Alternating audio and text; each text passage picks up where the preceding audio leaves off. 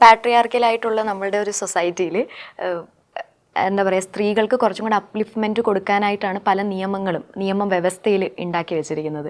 അപ്പം ആണുങ്ങൾക്ക് റൈറ്റ്സ് ഉണ്ട്, ആണുങ്ങൾക്കും അവരുടെ അവകാശങ്ങൾ പ്രൊട്ടക്റ്റ് ചെയ്യപ്പെടണം എന്ന് വാദിക്കുന്ന ഒരാളാണ് രാഹുൽ ഈശ്വർ. സോ അദ്ദേഹത്തിൻ്റെ ആ ഒരു ടേക്കിനെ എന്താണ് സാർ, എങ്ങനെയാണ് അതിനെ ആണുങ്ങൾക്കും റൈറ്റ്സ് ഉണ്ട് എന്നുള്ളതിനപ്പുറത്തേക്ക് നമുക്ക് കേസിലേക്ക് തന്നെ തിരിച്ചു വരാം. പ്രതികൾക്കും റൈറ്റ്സ് ഉണ്ട്, പ്രതിയായി ആരോപിക്കപ്പെടുന്നവർക്കും റൈറ്റ്സ് ഉണ്ട്. അവരുടെ ഐഡന്റിറ്റിക്കും പ്രൊട്ടക്ഷൻ ആവശ്യമാണ്. എന്തിന്റെ അടിസ്ഥാനത്തിലാണ് കുറ്റാരോപിതനായിട്ടുള്ള ഒരാളെ പൊതുസമൂഹത്തിന്റെ മുന്നിലേക്ക് ഇയാളാണ് തെറ്റ് ചെയ്ത ആളെന്നുള്ള രീതിയിൽ അയാളുടെ ഫോട്ടോസും വീഡിയോസും അയാളുടെ കുടുംബത്തിന്റെ ഫോട്ടോസും വീഡിയോസും ഒക്കെ മാധ്യമങ്ങളിലൂടെ പുറത്തുവിടുന്നത്? അവിടെയും ഒരു വിക്ടിം ഒരു ഐഡന്റിറ്റി പ്രൊട്ടക്ഷൻ വേണം, ആവശ്യമാണ്, അത് വേണ്ടതാണ്.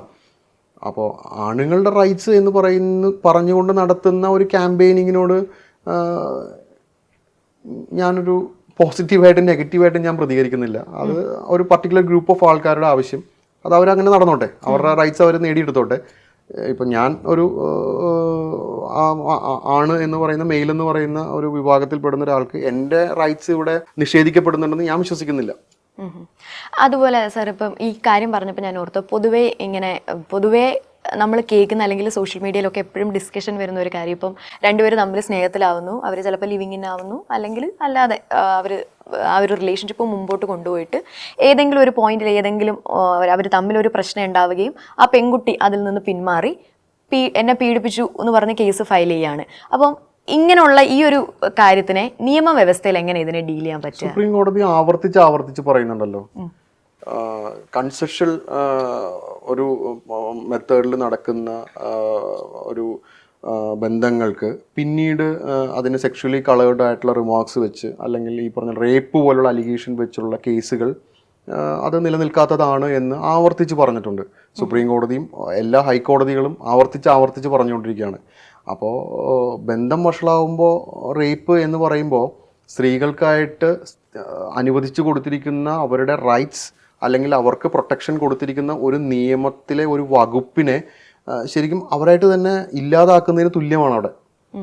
കാരണം ഞാൻ പറയുന്നത് കൊണ്ട് എനിക്കും ബുദ്ധിമുട്ടുണ്ട്. എത്ര റേപ്പ് കേസുകളുണ്ട് ജെന്യുവിനായിട്ട്? നോർത്ത് ഇന്ത്യയിലൊക്കെ നമ്മൾ കേൾക്കുന്ന ചില സംഭവങ്ങൾ വെച്ച് നോക്കുമ്പോൾ കേരളത്തിൽ എത്ര റേപ്പ് കേസുകൾ ജെന്യുവിനായിട്ട് രജിസ്റ്റർ ചെയ്യപ്പെട്ടിട്ടുണ്ടെന്നുള്ളത് ചർച്ച ചെയ്യേണ്ട കാര്യമാണ്. നമ്മൾ കേൾക്കുന്നുണ്ട് വളരെ ക്രൂരമായിട്ടുള്ള, വളരെ മൃഗീയമായിട്ടുള്ള പല കേസുകളും രജിസ്റ്റർ ചെയ്യുന്നുണ്ട് കേരളത്തിന് പുറത്തുള്ള സംസ്ഥാനങ്ങളിൽ. ഇവിടെ കേസുകൾ എന്തെങ്കിലും രജിസ്റ്റർ ചെയ്തൊന്നും ഒരു മാധ്യമം റിപ്പോർട്ട് ചെയ്ത് ഞാൻ കണ്ടിട്ടില്ല. വളരെ വിരളം 1% ഉണ്ടാവാം. ബാക്കിയുള്ളത് നിയമത്തെ മിസ്യൂസ് ചെയ്യുന്നു.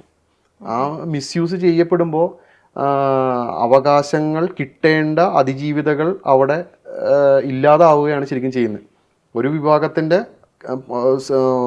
നിയമത്തെ മിസ്യൂസ് ചെയ്യുന്നത് കൊണ്ടുള്ള പ്രവൃത്തി കൊണ്ട് അത് ശരിക്കും അതിൻ്റെ ആനുകൂല്യങ്ങൾ കിട്ടേണ്ട അതിജീവിതകൾ അവിടെ അവരും ആ ഗണത്തിലേക്ക്, പട്ടികയിലേക്ക് ചേർക്കപ്പെടുന്നു.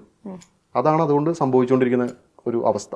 ഓക്കെ സർ, രാഹുൽ മാങ്കൂട്ടത്തിൻ്റെ കാര്യത്തിലേക്ക് നമ്മൾ എത്തിക്കഴിഞ്ഞ് കഴിഞ്ഞാൽ MLA പദവിയിലിരിക്കുന്ന ഒരാൾ ഇത്തരത്തിലൊരു നമ്മളീ പറഞ്ഞ കാര്യത്തിൻ്റെ ഭാഗമാകുമ്പോൾ എന്താ ജുഡീഷ്യൽ സിസ്റ്റത്തിൽ അല്ലെങ്കിൽ എന്താണ് ചെയ്യാൻ പറ്റുക? അതായത് MLA പദവിയിലിരിക്കുന്ന ആളാണ്, അപ്പോൾ അയാൾ പദവിയിൽ നിന്ന് മാറണം, അതായത് പദവി ദുരുപയോഗം ചെയ്തു, എന്തൊക്കെ കാര്യങ്ങളായിരിക്കും അതിനകത്ത് കവർ ചെയ്യുക? അതായത് ആദ്യത്തെ MLA അല്ല, നമ്മൾ കുറച്ച് നാൾ മുമ്പും കുറേ MLA മാർക്കെതിരെ ഇത്തരത്തിലെ ആരോപണങ്ങൾ വന്നത് നമ്മൾ കണ്ടു.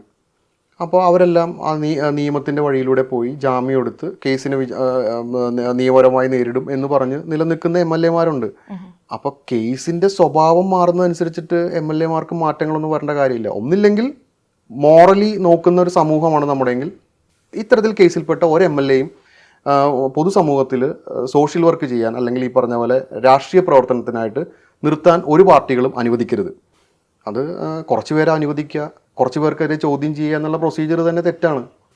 പിന്നെ MLA ആയിരുന്നുകൊണ്ട് ഒരാൾ ഇത്തരത്തിലുള്ള കുറ്റകൃത്യങ്ങളിൽ ഏർപ്പെടുന്നതും അയാൾ MLA അല്ലാത്ത കാലഘട്ടത്തിൽ എന്തെങ്കിലും ചെയ്തതിനെ അയാൾ MLA ആയിരിക്കുന്ന കാലഘട്ടത്തിൽ പൊക്കിക്കൊണ്ടുവരുന്നതും എല്ലാം വ്യത്യസ്തമായ ഒരു പാരാമീറ്റേഴ്സിൽ വേണം നമ്മൾ അതൊക്കെ പരിശോധിക്കാനായിട്ട്. അപ്പോൾ ഞാൻ സോഷ്യൽ മീഡിയയിൽ ഏതോ ഒരു ചാനലിൽ ഞാൻ കണ്ടത് ആ പരാതിയുടെ പകർപ്പ് സ്ക്രോൾ ചെയ്തുകൊണ്ടിരിക്കുക. എങ്ങനെയും സംഭവിക്കുന്നു? ആ പരാതിയുടെ പകർപ്പ് എങ്ങനെ പുറത്തുപോയി? വിക്ടിം കൊടുത്തോ? അല്ലെങ്കിൽ വിക്ടിം സോഷ്യൽ മീഡിയയിലാണോ പബ്ലിഷ് ചെയ്തത്? എവിടെ വിക്ടിം പ്രൊട്ടക്ഷനെ കാറ്റിൽ പറത്തുന്ന രീതിയിലാണ് പരാതി സോഷ്യൽ മീഡിയയിൽ ചർച്ച ചെയ്യുകയാണ്. പിന്നെ പ്രതിക്ക് ഇതുകൊണ്ടുണ്ടാകുന്ന ദോഷങ്ങൾ ഞാൻ പറയട്ടെ. പ്രതിക്ക് ആവശ്യമായ പ്രിക്കോഷൻസ് എടുക്കാം, പ്രതിക്ക് ആവശ്യമായ രീതിയിൽ തെളിവുകൾ നശിപ്പിക്കാം, പ്രതിക്ക് ആവശ്യമായ രീതികളിൽ സാഹചര്യങ്ങളും കാര്യങ്ങളൊക്കെ വളച്ചൊടിക്കാം.